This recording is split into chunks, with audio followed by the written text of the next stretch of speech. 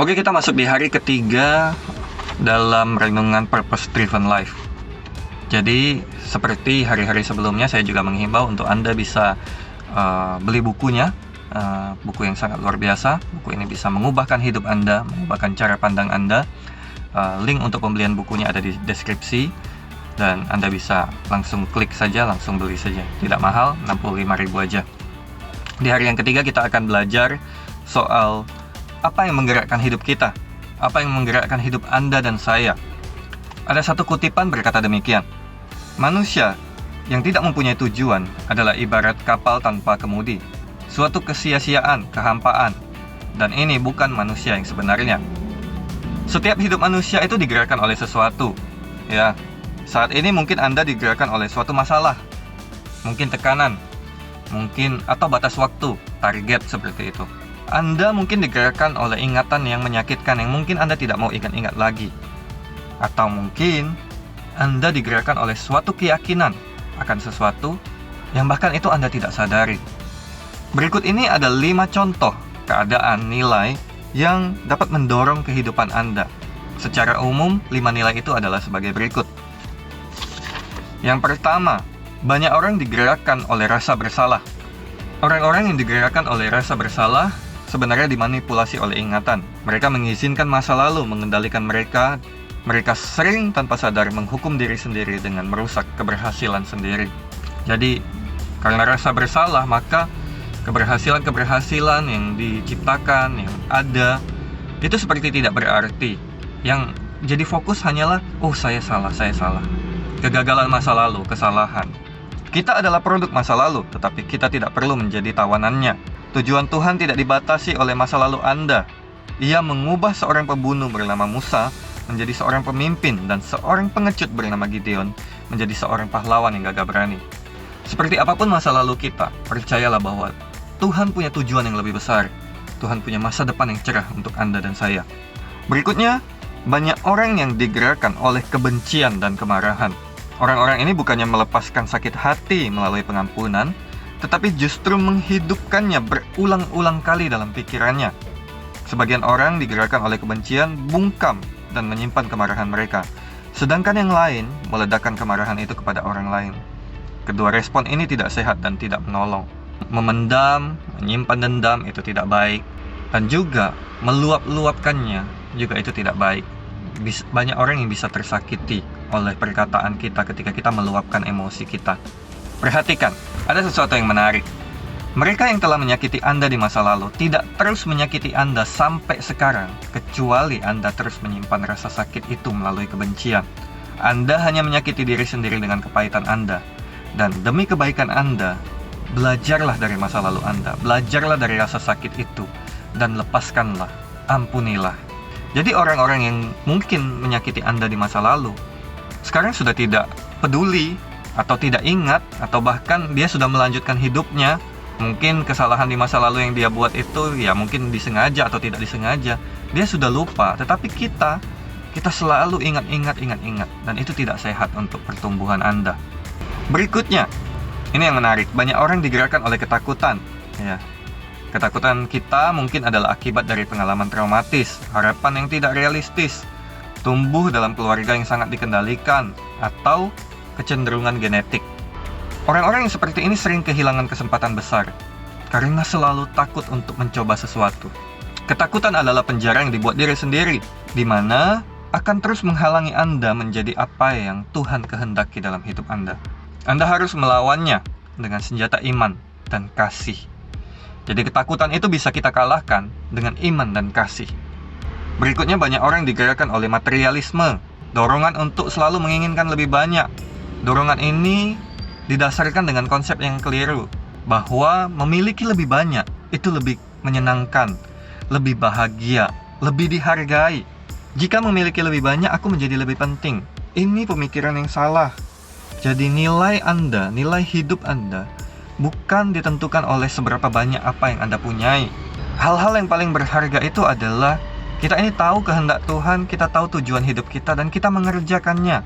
Keamanan yang sebenarnya hanya dapat ditemukan pada apa yang tidak pernah dapat diambil dari Anda, yaitu hubungan Anda dengan Tuhan. Jadi, Keamanan kita itu, rasa aman kita bukan dengan apa yang kita miliki, tetapi dengan hubungan kita dengan Tuhan. Ya, ini yang terakhir, banyak orang yang digerakkan oleh kebutuhan untuk diterima. Orang-orang ini biasanya selalu mengkhawatirkan pendapat orang lain, tapi kebanyakan mereka dihanyutkan oleh arus itu sendiri. Satu kunci untuk gagal adalah mencoba menyenangkan semua orang.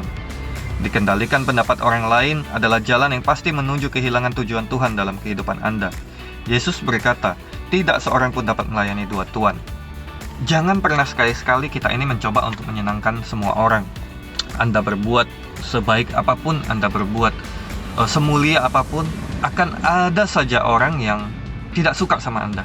Jadi, ayo jangan menyenangkan banyak orang, tapi senangkan saja Tuhan. Kehidupan yang dipimpin, dikendalikan, dan diarahkan oleh tujuan, tidak ada yang lebih berarti dari mengetahui tujuan Tuhan dalam kehidupan Anda. Tanpa tujuan, hidup hanya akan menjadi suatu gerakan tanpa arti, kegiatan tanpa arah, dan peristiwa tanpa alasan. Tanpa tujuan, hidup tidak akan menjadi berarti, dangkal, dan tidak terarah. Berikutnya adalah manfaat apa yang bisa kita dapatkan dari kehidupan yang digerakkan oleh tujuan. Ada 5 manfaat besar dari kehidupan yang digerakkan oleh tujuan. Yang pertama, mengenali tujuan Anda memberikan arti pada kehidupan Anda. Jika hidup kita mempunyai arti, kita dapat menanggung hampir segala masalah, dan tanpa itu, tidak ada yang dapat ditanggung. Tanpa Tuhan, hidup tidak mempunyai tujuan, dan tanpa tujuan, hidup tidak mempunyai arti. Tanpa arti, kehidupan tidak mempunyai kepentingan atau harapan. Harapan sama pentingnya dengan udara atau air dalam hidup kita.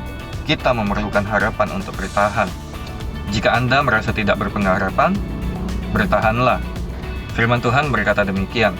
Tuhan mampu melakukan jauh lebih banyak dari yang pernah kita minta atau mimpikan. Jauh melebihi doa-doa, keinginan-keinginan, pemikiran-pemikiran, atau harapan-harapan kita. Jadi ketika kita tahu tujuan hidup kita ini punya harapan. Kita ini punya tujuan, kita tahu arti hidup kita. Yang kedua, mengetahui tujuan Anda menyederhanakan kehidupan Anda. Nah, hal ini akan menetapkan apa yang perlu dan apa yang tidak perlu Anda lakukan. Tanpa tujuan yang jelas, Anda tidak punya fondasi untuk mendasarkan keputusan, mengalokasikan waktu, dan memakai sumber Anda. Anda akan cenderung membuat pilihan berdasarkan situasi, tekanan, dan perasaan pada saat itu. Kehidupan yang digerakkan oleh tujuan membawa kita kepada sesuatu gaya hidup yang lebih sederhana. Kehidupan seperti itu juga akan memberikan damai sejahtera. Firman Tuhan berkata, Engkau memberikan damai sejahtera yang sempurna kepada mereka dengan teguh mengikuti tujuan dan percaya kepadamu. Yang ketiga, mengetahui tujuan Anda memberikan fokus pada kehidupan. Ini dapat memusatkan upaya dan energi kepada apa yang penting. Anda menjadi efektif dengan bersikap selektif. Tanpa tujuan yang jelas, Anda akan terus berubah arah. Pekerjaan, hubungan, gereja, yang lain-lain, dengan berharap bahwa setiap perubahan akan menyelesaikan kebingungan atau mengisi kekosongan hati Anda. Kuasa pemusatan dapat dilihat dengan cahaya. Jadi kalau cahaya itu ketika cahayanya menyebar, kekuatan yang dihasilkan itu sedikit. Tapi ketika cahaya itu terpusat, kekuatan itu yang dihasilkan begitu besar. Ketika cahaya difokuskan, cahaya itu bisa membakar rumput atau kertas. Ketika difokuskan lebih lagi, cahaya itu bisa memotong benda-benda padat melalui cahaya yang kita kenal dengan laser. Jadi, hidup kita harus punya tujuan yang jelas. Rasul Paulus berkata, Aku memfokuskan seluruh energi pada satu hal, melupakan masa lalu dan memandang masa depan. Paulus berkata lagi, marilah kita memusatkan perhatian pada tujuan itu. Kita yang menginginkan semua yang disediakan Tuhan untuk kita. Yang berikutnya, mengetahui fokus Anda akan memotivasi kehidupan Anda. Ada sebuah artikel tertulis seperti ini. Inilah sukacita sejati dalam hidup. Mengerti bahwa kita dipakai untuk tujuan yang kita sadari sebagai hal yang besar, menjadi kekuatan alami, bukannya keluhan rasa sakit dan kesedihan yang egois. Dengan menggerutu bahwa dunia tidak memberikan segala sesuatu untuk membuat kita bahagia. Jadi kebahagiaan itu bukan karena apa yang disediakan dunia, tetapi apa yang memotivasi Anda. Kalau kita tahu fokus kita, itu dapat memotivasi kita. Yang terakhir, mengetahui fokus Anda akan menyiapkan Anda untuk menghadapi kekekalan. Yang paling penting bukannya apa yang dikatakan orang lain tentang hidup Anda, tapi apa yang dikatakan oleh Tuhan. Hidup untuk menciptakan warisan duniawi adalah tujuan yang dangkal. Penggunaan waktu yang lebih bijaksana adalah membangun suatu warisan kekal. Keberadaan Anda di bumi bukanlah untuk dikenang. Anda di sini untuk mempersiapkan diri menghadapi kekekalan. Dari Alkitab, kita dapat menyimpulkan bahwa Tuhan akan mengajukan 2 pertanyaan penting ketika kita nanti dihadapkan kepada kekekalan. Yang pertama, apa yang kau lakukan terhadap anakku Yesus? Satu-satunya hal yang penting adalah apakah Anda menerima apa yang dilakukan Yesus untuk Anda, serta belajar untuk mengasihi dan percaya kepadanya. Jadi, yang pertama yang harus kita lakukan adalah kita menerima Yesus sebagai Tuhan dan Juru Selamat dalam hidup kita. Lalu, yang kedua adalah apakah yang engkau lakukan atas pemberianku? Jadi apa yang kita lakukan selama hidup kita dengan talenta yang Tuhan berikan, dengan kemampuan, dengan energi, sumber daya yang diberikan Tuhan kepada Anda? Apakah kita memakainya untuk kepentingan sendiri, atau kita memakainya untuk tujuan yang Tuhan berikan dalam hidup kita? Jadi mari kita renungkan, apakah tujuan hidup kita? Mari kita renungkan bahwa hidup dengan tujuan adalah jalan menuju damai sejahtera.